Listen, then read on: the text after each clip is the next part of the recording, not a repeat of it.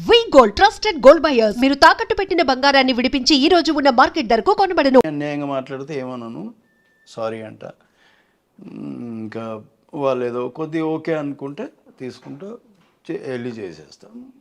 కానీ ఆ చిన్న సినిమా వాళ్ళు కూడా చాలా మర్యాదగా మంచి పద్ధతిలో చేస్తారు. వాళ్ళు రిసీవింగ్ కానీ అట్లా కానీ అంతా బాగుంటుంది. అంటే ప్రతి యాక్టర్కి కూడా లైఫ్లో ఒక టర్నింగ్ పాయింట్ అనేది ఒకటి ఉంటుందన్నమాట. ఆ సినిమా వచ్చేదాకా వాళ్ళు ఎంత కష్టపడ్డా కూడా ఆ సినిమా వచ్చిన తర్వాత లైఫ్ టర్న్ అయిపోతుంది. అలా మీ కెరీర్లో మీకు పడ్డ cinema Chhatrapati. Chhatrapati movie start అవ్వక ముందు ఒకరోజు మిమ్మల్ని హీరో గారిని మీ బ్యాచ్ని అందరినీ రాజమౌళి గారు తీసుకెళ్ళి అలా బీచ్లో కూర్చోబెట్టేసి ఫస్ట్ హాఫ్లో ఈ భద్రం ఎవరైతే ఉన్నాడో ఇతను చచ్చిపోయేదాకా అతను ఏం చెప్తే మీరందరూ వినాలి అని చెప్పి అందరికీ కూర్చోబెట్టి మరీ చెప్పాడంట. అది ఏదో బీచ్ పేరు గుర్తొస్తలేదు. ఫస్ట్ డే షూటింగ్ అది. అంటే నా వర్క్ అదే రోజు స్టార్ట్ అయింది. మేబీ షూటింగ్ కూడా అదే రోజు స్టార్ట్ అయింది, నాకు కరెక్ట్ గుర్తులేదు. వాళ్ళు చైల్డ్ ఎపిసోడ్స్ అవన్నీ చేసేసి స్టార్ట్ అయినప్పుడు ఓ గుడిసె ఉంది. ఇట్లానే కుర్చీలు అవి ఏం లేవు. అందరు రండి అన్నారు, పిలిచారు. సీన్ చెప్పాలి ఆయన, అప్పుడే సీన్ ఎక్స్ప్లెయిన్ చేస్తారు. ప్రభాస్ గారు కూడా ఉన్నారు. ప్రభాస్ అందరి కిందనే. ఓకే, అందరి కిందనే ఇట్లా మర్చేసుకొని కూర్చున్నాం అందరం రౌండ్కి ఇట్లా. సార్ కూడా ఒక్కొక్క ఇట్లా కూర్చున్నారు, మేము అందరం ఇట్లా అందరం. ఇంకా సీన్ అంతా చెప్పారు. చెప్పిన తర్వాత చెప్పారు ఎవరైనా సరే వాడున్నప్పుడు వాడు ఏం చెప్తే అదే.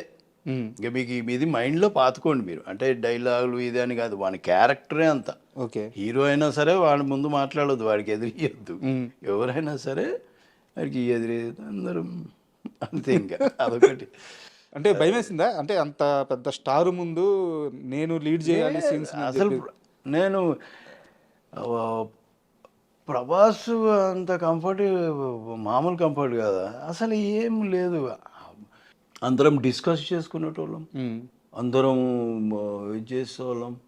ప్రభాస్ ఈవెన్ ఏదైనా షార్ట్ అప్పుడు మేము అంటే ఇప్పుడు రియాక్షన్స్ కోసం కూడా ఒకరినొకరు అంటే మేము ఎదురుగా వాళ్ళు ఏదో డైలాగ్ చదువుతుంటే వచ్చే ఎమోషన్ వేరే. ఒరిజినల్ యాక్టర్ ఎదురుగా సజెషన్లో ఉండి కెమెరా బ్యాక్ ఉండి చేస్తే అది వేరే ఉంటుంది, ఆ ఇంపాక్ట్ వేరే ఉంటుంది. సో అట్లాంటివి చేసుకోవడం, ఒకరికొకరు ఎవరేమి ఇది కాకుండా మాట్లాడుకోవడం. నాకు తెలిసి మ్యాక్సిమం పక్క నుంచి చెప్పింది ఏం లేదు. ఒరిజినల్ యాక్టర్స్ ఉండి క్యూలు ఇచ్చుకొని వన్ డైలాగ్ వాడు చెప్పుకోవడం, ఆ ఎమోషన్లే మ్యాక్సిమం అదే చేసినాం. అందరు యాక్టర్లు మ్యాక్సిమం అదే చేసాం. నాకు గుర్తున్నంత వరకు అదే కాన్సెప్ట్. ఛత్రపతి షూటింగ్ అప్పుడు ఆల్మోస్ట్ చనిపోయారు. ప్రభాస్ గారు గట్టిగా పట్టుకోవడం వల్ల ఆ టైంలో ఆయన శేఖర్ని వదలకూడదు అని ఒక నిర్ణయించుకొని చాలా బలం ఉపయోగించి పట్టుకోవడం వల్ల బతికారంట. నాకు ఆ సీక్వెన్స్ అంతా మళ్ళీ ఒకసారి క్లియర్గా చెప్పారా? యాక్చువల్గా కెమెరా ఉన్న బోట్ ఇది, మాది చిన్న బోట్ కింద డౌన్ కుట, అవి హైట్లో ఉంటాయి, పెద్ద అవి. దాన్ని పెద్ద బోట్లు ఫిషింగ్ బోట్లు పెద్ద. ఇదేమో చిన్న తెప్పలెక్కు, అదే చిన్నగా ఉంటుంది కదా ఇట్లా అట్లా. ఇక్కడ కెమెరా ఓకే, రెండు కెమెరాలు ఏమున్నాయి ఇక్కడ.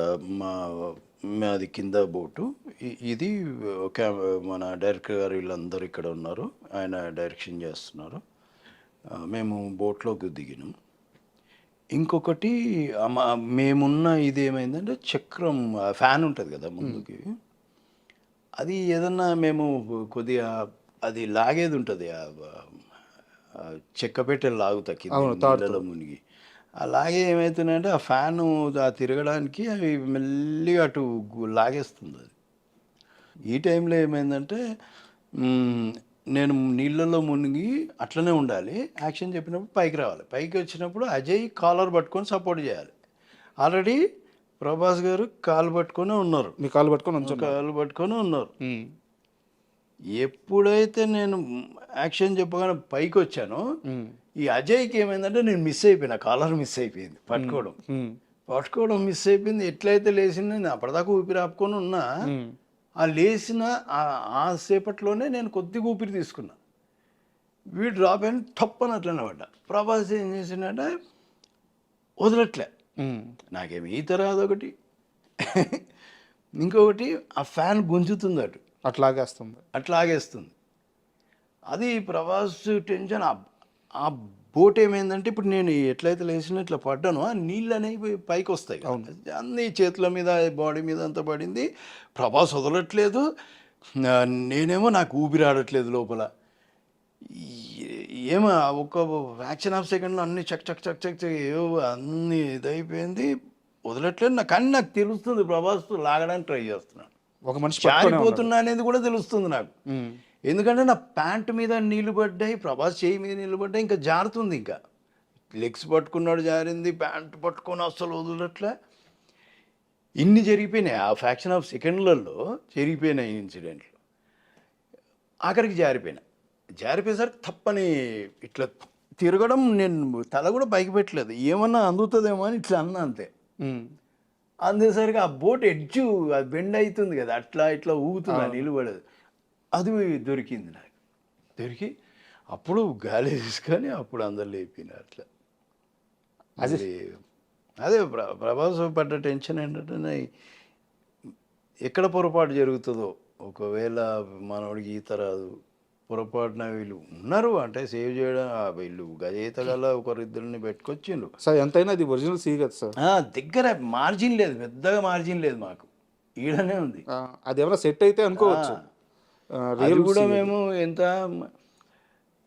ఒడ్డున చేస్తలేము, 30 కిలోమీటర్లు 40 కిలోమీటర్ల లోపల ఉన్నాం సముద్రంలో. ఎడ్జ్ అనేది కనిపించద్దు మనకి, ఒడ్డు అనేది కనిపించద్దు, అందుకని లోపలికి వెళ్ళాం. బయటకు వచ్చిన తర్వాత అజయ్ గారిని ఏమన్నారు మీరు? నేనేమనలే, అరే నువ్వు జారిపోయినారా అన్న. నేను నాకు బాగా గుర్తు ఏంటంటే, నేను అంటే బయటకు వచ్చేసరికి అన్నీ కొందరు ఒక్కొక్కరే అన్నీ గుర్తొచ్చినాయి అన్నారు కొందరు. మళ్ళీ చేసి మళ్ళీ నవ్వుకుంటూనే వెళ్ళినా, ఫుల్ తడిచిపోయినా, ఏడుస్తున్నా. ఏడ్చారా? నేను ఏడుస్తున్నట్టు, అది నేను తుడుచుకుంటున్నా. మయూ రాజమౌళి గారి కూతురు ఉంది, అది చిన్న ఉంది, అది ఎంత 6 నెలలే ఉంటుంది, సంవత్సరం ఉంది అనుకుంటా. నేను పచ్చిగా అయిపోయి ఇంకా నేను ఈ బోట్లో నుంచి ఆ బోట్లోకి ఎక్కి, దాంట్లో పెద్ద దాంట్లోకి ఎక్కిన, సార్ వాళ్ళందరూ ఉన్నారు ఆ దగ్గర. ఎక్కితే ఆ పాప నన్ను ఎత్తుకో అంటుంది. నాకు అక్కడ కళ్ళలో నీళ్ళు వచ్చేసాయి. ఎత్తుకో అంటుంది, నా దగ్గరకు వస్తా ఉంటుంది. రామగారు ఎత్తుకుంటే ఆగట్లే అసలు, ఇట్లా వస్తుంది. వద్దమ్మ పచ్చిగునేమో అని. ఇప్పుడు పెద్ద అయిపోయింది, చిన్న ఉంది అప్పుడు. అదొక ఇన్సిడెంట్ బాగా గుర్తున్నాను. సరే, మళ్ళీ మీ వ్యక్తిగత విషయం తీస్తున్నాను అని చెప్పి పొరపాటుగా అనుకోకపోతే ఒక క్వశ్చన్. ఈ ఇన్సిడెంట్లో ఆ కాలు జారిపోయిన తర్వాత, లోపలికి వెళ్ళిపోయిన తర్వాత లైఫ్ అంతా తిరిగింది అని చెప్పారు. Short cut. ఆ టైంలో భార్య బిడ్డలు గుర్తురాలేదా? మేబీ గుర్తొచ్చిండొచ్చు, అందరు గుర్తొస్తారు, టక్ టక్ టక్ టక్ టక్ అంతే. అవి ఏది మైన్యూట్ అది ఏది ఎక్కువ గుర్తుంది అనేది కూడా మనం చెప్పలేము ఇప్పుడు. అట్లా పర్టికులర్ టైం అంతే. ఇంక దాని తర్వాత ఇంకే పెద్ద ప్రాబ్లం వచ్చింది, ఇంకేం లేదు. షూటింగ్లలో అయితే ఏమి అదొక్కటే, అంటే ప్రాబ్లం కూడా కాదు, అది మిస్టేక్ అయిపోయింది. మేబీ ప్రభాస్ అక్కడ దాకా పట్టుకున్నాడుగా, లేదంటే జారిపెట్టుకునేమో, చెప్పలేము నేను అందులోకి. తర్వాత ప్రభాస్ గారికి వచ్చి ఏం చెప్పారు మీరు? థ్యాంక్స్ చెప్పడం?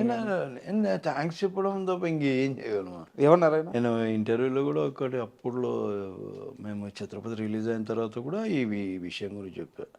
నేను ఏమనలే, ఆయన టెన్షన్ పడుతున్నాడు, ఆయనకి ఎక్కువ టెన్షన్ ఉంది. నేను తట్టుకోలేకపోయేటోని శేఖర్ ఏదైనా ఇంటిని, కానీ అట్లాంటి ఎమోషనల్ సిచ్యువేషన్ అది. ఛత్రపతి సినిమా గురించి నాకు ఇంకొక విషయం తెలిసింది సార్.